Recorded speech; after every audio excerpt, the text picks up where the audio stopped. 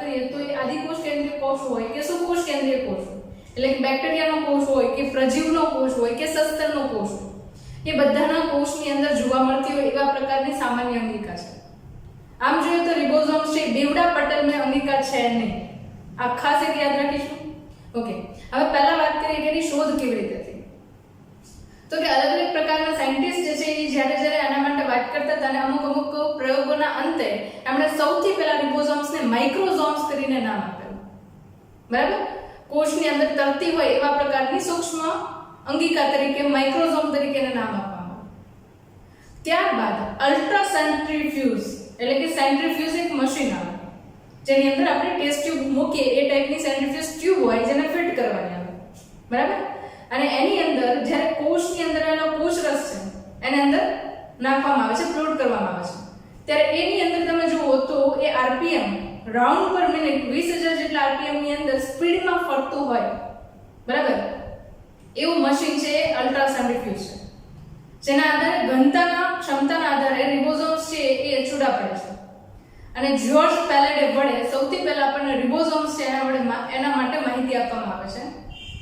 Ribosomes શા માટે કહીએ છીએ? કારણ કે એની અંદર તમને આરએનએ મુખ્ય ઘટક તરીકે જોવા મળે છે. બરાબર, રિબોઝોમલ આરએનએ એ બંધારણીય ઘટક તરીકે જોવા મળે છે, એટલા માટે એને રિબોઝોમ તરીકે ઓળખવામાં આવે છે. Ribonucleic acid.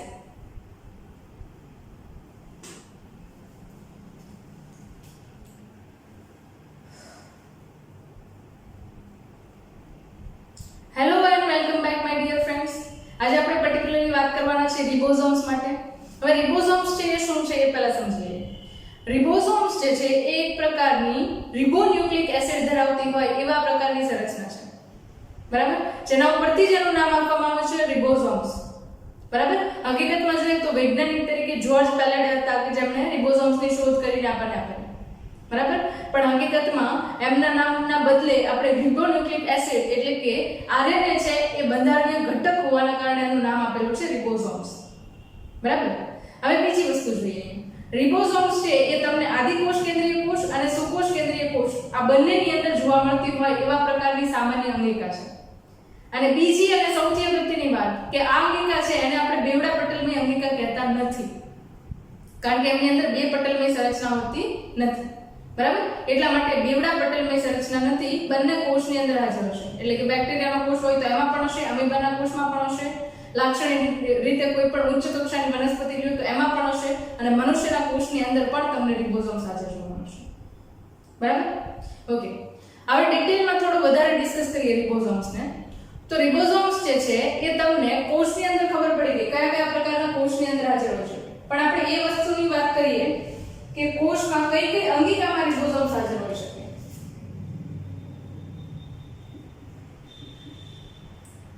અંગિકાઓ કઈ કઈ છે કે જેની અંદર તમને રિબોઝોમ્સ જોવા મળે? તો કે સૌથી પહેલા અહીંયા આગળ કહું તો એક હરિતકણ, બીજું છે અહીંયા આગળ કણાભસૂત્ર, ત્રીજું અહીંયા કહું સૌથી અગત્યની સંરચના તો એ ખરબચડી અંતઃકોષરસ જાળ,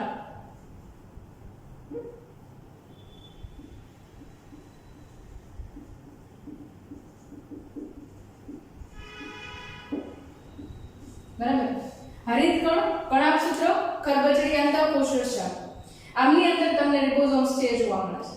બરાબર, હવે સાથે સાથે બીજી એક વાત કરીએ તો તમને કોષરસની અંદર છૂટા રિબોઝોમ્સ જોવા મળશે.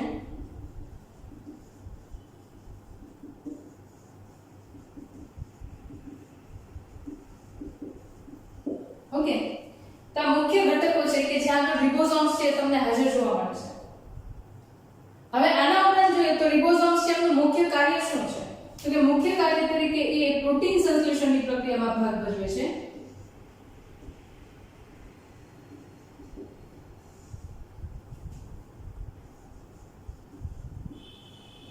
આ ખાસ યાદ રાખવું કે રિબોઝોમ્સનું મુખ્ય કાર્ય શું છે તો એ પ્રોટીન સંશ્લેષણની પ્રક્રિયા કરે છે. હવે સૌથી પહેલા વાત કરીએ તો રિબોઝોમ્સ છે એ પ્રોટીન સંશ્લેષણની પ્રક્રિયા કેવી રીતે કરે છે એક પ્રશ્ન થાય. અને પ્રોટીન સંશ્લેષણની પ્રક્રિયા જે છે એને આપણે ટ્રાન્સલેશનની પ્રક્રિયા એટલે કે ભાષાંતરણની પ્રક્રિયા કહીએ છીએ, જે 12th સ્ટાન્ડર્ડ ની અંદર ચેપ્ટર નંબર 6 ની અંદર ડિટેલમાં સ્ટડી કરવાનું છે. પણ એક પ્રક્રિયા છે એને સમજી લઈએ તો ત્યારે આપણને ફરીથી હાઇલાઇટ થશે, બરાબર. જે પ્રક્રિયા છે એને આપણે સેન્ટ્રલ ડોગમાની પ્રક્રિયા કહીએ છીએ, મધ્યસ્થ પ્રણાલીની પ્રક્રિયા કહેવાય છે, બરાબર. તો એની અંદર શું હોય તો કે સૌથી પહેલા જે ડીએનએ છે, બરાબર, કે જે કોષ કેન્દ્રની અંદર છે, એ ડીએનએ માંથી શું બને તો કે એમાંથી બનશે આરએનએ, ખાસ કરીને હશે એમઆરએનએ. એમઆરએનએ એટલે સંદેશાવાહક આરએનએ, મેસેન્જર આરએનએ. અને એ મેસેન્જર આરએનએ જે છે એની સાથે રિબોસોમ્સ જોડાય છે, બરાબર. અને રિબોસોમ્સ છે ચોક્કસ રીતે ટીઆરએનએ ની મદદથી, એટલે કે ટ્રાન્સફર આરએનએ ની મદદથી અહીંયા આગળ પ્રોટીનનું નિર્માણ કરે છે, બરાબર. તો અહીંયા આગળ તમે જુઓ તો મુખ્યત્વે કેટલી પ્રક્રિયા થઈ તો કે બે પ્રક્રિયા થઈ. પહેલા શું થાય છે તો કે ડીએનએ માંથી એમઆરએનએ બને છે. તો ડીએનએ માંથી જે એમઆરએનએ બનવાની પ્રક્રિયા છે એને કહેવાય છે ટ્રાન્સક્રિપ્શન, બરાબર. એટલે કે આનું એક્ઝેક્ટ ગુજરાતી તો હું ભૂલી ગઈ છું, પ્રત્યાપન, બરાબર. હવે એ જ રીતે તમે જુઓ તો એમઆરએનએ માંથી અહીંયા પ્રોટીન બનવાની પ્રક્રિયા છે રિબોસોમ્સની મદદથી. તો જે એમઆરએનએ માંથી પ્રોટીન બનવાની પ્રક્રિયા છે એને કહેવાય ટ્રાન્સલેશન, એને કહેવાય ભાષાંતરણની પ્રક્રિયા, બરાબર. તો અહીંયા આગળ તમે જોઈ શકો છો કે ડીએનએ માંથી એમઆરએનએ અને એમઆરએનએ માંથી પ્રોટીન બનવાની પ્રક્રિયા છે. તો આ સંપૂર્ણ પ્રણાલીના અંતે રિબોસોમ્સની મદદથી પ્રોટીનના નિર્માણની પ્રક્રિયા થાય છે. એટલે હું એવું કહું છું કે અહીંયા આગળ કોઈ પણ પ્રોટીનના બનેલા અંતઃસ્રાવો છે, પ્રોટીનના બનેલા ઉત્સેચકો છે, પ્રોટીનના બનેલા કોષોની સપાટીઓ છે, તે બધી જ વસ્તુ છે અંતે કોના વડે નિર્માણ પામે છે તો કે રિબોસોમ્સ વડે નિર્માણ પામે છે. એક્ઝેક્ટલી તમે વિચારી નહીં શકો પણ લગભગ 60% જેટલી ઉર્જા જે છે એ રિબોસોમ્સને મેન્ટેન કરવા માટે અને રિબોસોમ્સનું નિર્માણ કરવા માટે કોષ વાપરતા હોય છે. કારણ કે તમે જોઈ શકો કે કોઈ પણ પ્રોટીન વગર એટલે કે કોઈ પણ ઉત્સેચક વગર કોઈ પણ જીવરાસાયણિક પ્રક્રિયા છે પૂર્ણ થઈ શકતી નથી. આ સૌથી મોટી હકીકત છે. એટલે રિબોસોમ્સ જે છે એ આપણા માટે સૌથી અગત્યની અંગીકાર છે. કદાચ એવું કહું કે કોષમાંથી રિબોસોમ્સ કાઢી લે તો કોષ પોતે મૃત થઈ જાય, કારણ કે એક પણ પ્રકારના પ્રોટીનનું નિર્માણ નહીં થાય. પ્રોટીનનું નિર્માણ ન થાય તો ચયાપચય ન થાય, અને ચયાપચય ન થાય તો કોઈ પણ કોષ છે જીવંત રહી શકે નહીં, રાઈટ. તો અહીંયા આગળ આ જે છે એ આખી પ્રક્રિયા છે અને આપણે સેન્ટ્રલ ડોગમા પ્રોસેસ એટલે કે મધ્યસ્થ પ્રણાલી તરીકે ઓળખવામાં આવે છે. મધ્યસ્થ પ્રણાલી, પ્રણાલી, બરાબર. અને એના વડે આખી પ્રોસેસ પ્રોટીન સંશ્લેષણની થાય છે. હવે આ તો આપણે વાત કરી કાર્યને લઈને. રિબોસોમ્સનું કાર્ય છે કે આ પ્રકારનું છે, બરાબર. હવે એના પછી જોઈએ તો રિબોસોમ્સના પ્રકાર આપણે જોવાના છે. Types of ribosome. રિબોસોમ્સના પ્રકારો. ઓકે, મુખ્યત્વે જોઈએ તો અહીંયા આગળ રિબોસોમ્સ છે બે પ્રકારના છે. એક જે છે એને 70S પ્રકારના કહેવામાં આવે છે અને બીજા છે એને 80S પ્રકારના કહેવામાં આવે છે, બરાબર. ઓકે, 70S અને 80S પ્રકારના જે રિબોસોમ્સ છે એ મુખ્યત્વે રિબોસોમ્સ બનેલા શેના હોય તો કે રિબોસોમ્સ જે છે પ્રોટીન અને રિબોન્યુક્લિક એસિડ એટલે કે આરએનએ ના બનેલા હોય. બંધારણ યાદ રાખી શકો તમે. રિબોસોમ્સ શેના બનેલા હોય તો કે પ્રોટીન પ્લસ આરએનએ છે એ મોટા ભાગે રિબોસોમ્સના બંધારણની અંદર હાજર હોય છે, રાઈટ. હવે અહીંયા આગળ તમે જે બે પ્રકારના રિબોસોમ્સ જોવો છો એમાંના 70S પ્રકારના રિબોસોમ્સ છે એ મોટા ભાગે તમને આદિકોષ કેન્દ્રીયના મુખ્ય ઘટક તરીકે જોવા મળે છે. અને સુકોષ કેન્દ્રીય કોષની અંદર તમે જુઓ તો એ હરિતકણ અને કણાભસૂત્રની અંદર હોય છે. હવે તમે એક વસ્તુ સમજી શકો કે હરિતકણ અને કણાભસૂત્રની અંદર રિબોસોમ્સ હાજર છે એટલે ત્યાં આગળ જેટલા પણ પ્રકારના ઉત્સેચકો બનાવવાના છે એ પોતે હરિતકણ અને કણાભસૂત્ર જાતે બનાવી શકે છે, બરાબર. હરિતકણ અને હરિતકણ અને કણાભસૂત્ર છે બંને પોતાના ઉત્સેચકો છે કે જે પ્રોટીનના બનેલા છે એ પોતે જાતે બનાવી શકે છે, કારણ કે એની પાસે રિબોસોમ્સ હાજર છે. અને આના ઉપરાંત તમે હરિતકણ અને કણાભસૂત્રની સંરચના આપણે જોશું ત્યારે ખબર પડશે કે એની પાસે પોતાનું ડીએનએ પણ હાજર છે, બરાબર. તો ત્રણ જગ્યાએ 70S પ્રકારના રિબોસોમ્સ હોય. ક્યાં ક્યાં તો કે આદિકોષ કેન્દ્રીય કોષ, હરિતકણ અને કણાભસૂત્ર. ત્રણ જગ્યાએ તમને આદિકોષ કેન્દ્રીય 70S પ્રકારના રિબોસોમ્સ છે જોવા મળે છે. બીજા જે છે 80S પ્રકારના રિબોસોમ્સ છે. આ 80S પ્રકારના રિબોસોમ્સ રિબોસોમ્સ છે એ તમને ક્યાં જોવા મળે? તો મુખ્યત્વે તમે જુઓ તો સુકોષ કેન્દ્રીય કોષ છે એનો કોષરસ હોય ત્યાં આગળ, બરાબર. અને બીજું અંતઃકોષરસ ઝાડ તમે જોવો છો, ખરબચડી અંતઃકોષરસ ઝાડ, બરાબર. તો એની સપાટી ઉપર તમને બાહ્ય સપાટી છે એના ઉપર રિબોસોમ્સ છે, અંતઃ સપાટી કે બાહ્ય સપાટી પર રિબોસોમ્સ છે ખૂપેલા જોવા મળે, રાઈટ.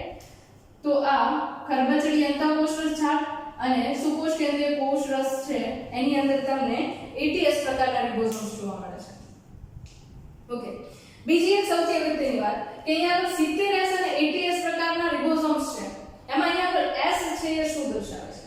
તો કે S છે ને સ્વેટબર્ગ યુનિટ તરીકે ઓળખવામાં આવે છે. તમે યાદ રાખી શકો માહિતી માટે.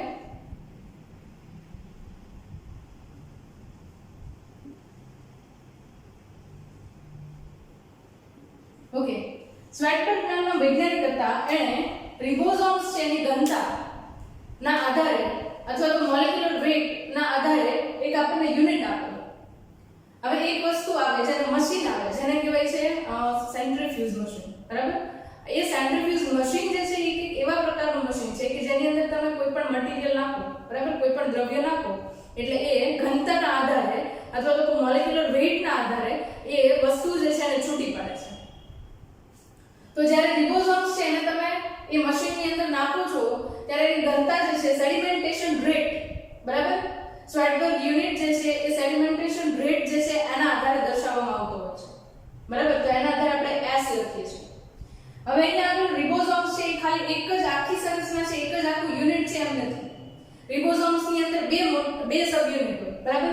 એશિયસ પ્રકારના રિબોસોમ્સ છે તો એની અંદર તમને બે મુખ્ય સબ યુનિટ જોવા મળશે એના, જેને આપણે 60S સબ યુનિટ અને 40S સબ યુનિટ કહીએ છીએ, બરાબર. એ જ રીતે આ જે 70S પ્રકારનો રિબોસોમ છે એની અંદર પણ બે સબ યુનિટ છે, જેની અંદર 50S અને 30S આ બે સબ યુનિટ આવેલા હોય છે, બરાબર. એક વસ્તુ યાદ રાખવી અહીંયા કે આપણે આ બંને વસ્તુ છે એનો સરવાળો કરતા નથી. જો સરવાળો કરીએ તો અહીંયા 80 તો ન થાય, 100 થાય, બરાબર. એટલે આ વસ્તુને ખાસ યાદ રાખીશું. આ બંને યુનિટ જે છે એ તમે આવી રીતે જોઈ શકો. મોટો સબ યુનિટ 60S અને નાનો સબ યુનિટ છે એ 40S, બરાબર. બંને એકબીજાથી છૂટા પડે ક્યારે? તો કે જ્યારે અહીંયા આગળ ભાષાંતરની પ્રક્રિયા થાય છે ત્યારે, બરાબર. આ બંને સબ યુનિટ જે છે એ પોતે એક પ્રકારે તમે જુઓ તો અહીંયા આગળ જે mRNA છે, બરાબર, એમની મદદથી જે પ્રોટીન સંશ્લેષણની પ્રક્રિયા થાય છે એની અંદર સંકળાયેલો હોય છે, બરાબર. અને આવી રીતે જ્યારે પ્રોટીન સંશ્લેષણની પ્રક્રિયા થતી હોય અને આ mRNA હાજર હોય, બરાબર, આ mRNA છે અને એની સાથે સાથે અહીંયા આગળ રિબોસોમ્સ છે એની અંદરથી પ્રોટીન બનવાની પ્રક્રિયા થાય છે. તો જ્યારે પ્રોટીન બનવાની પ્રક્રિયા થાય છે, ભાષાંતરની પ્રક્રિયા થાય છે ત્યારે એક જ રિબોસોમ ન હોય. આવી રીતે ઘણા બધા રિબોસોમ્સ છે એ એકબીજા સાથે જોડાયેલા હોય અને જે સંરચના બનાવે એને આપણે નામ આપીએ છીએ પોલીરિબોસોમ્સ અથવા તો એને કહીએ છીએ પોલિઝોમ્સ,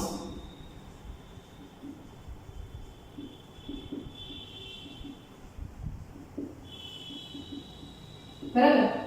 તો આ જ્યારે ભાષાંતરની પ્રક્રિયા થતી હોય ત્યારે રિબોસોમ્સ છે આવી રીતે કંઈક ગોઠવાયેલા હોય જેના કારણે એને નામ આપીએ છીએ આપણે પોલીરિબોસોમ્સ અથવા તો પોલિઝોમ્સ તરીકે ઓળખીએ છીએ, રાઈટ. તો આ જે છે મુખ્યત્વે માહિતી હતી કે જેને લઈને તમને રિબોસોમ્સ છે વધારે ક્લિયર હોવા જોઈએ, બરાબર. અને એ પ્રમાણે જુઓ તો અહીંયા આગળ તમને આ MCQ ની અંદર પૂછાઈ શકે કે 70S પ્રકારના રિબોસોમ્સ કયા કયા ભાગની અંદર હોય અને કોનામાં હોય, બરાબર. પાછું તમને એ પણ યાદ હોવું જોઈએ કે હરિતકણ અને કણાભસૂત્ર છે એ સુકોષ કેન્દ્રીય કોષના ઘટક છે, આદિકોષ કેન્દ્રીય કોષની અંદર ગેરહાજર હોય છે, બરાબર. તો આના આધારે રિબોસોમ્સ છે એને લઈને જે કંઈ પણ ઇમ્પોર્ટન્ટ ઇન્ફોર્મેશન હતી કે જે તમને નીટના બેસિસ પર કે બીજી કોઈ પણ કોમ્પિટિટિવ એક્ઝામ માટે ઉપયોગી બની શકે એ મેં તમને એક્સપ્લેન કરી છે. છતાં પણ જો તમને કંઈ ડાઉટ હોય તો તમે કમેન્ટ્સ બોક્સમાં કમેન્ટ કરી શકો છો. હું ટ્રાય કરીશ કે તમારા કમેન્ટ્સના આન્સર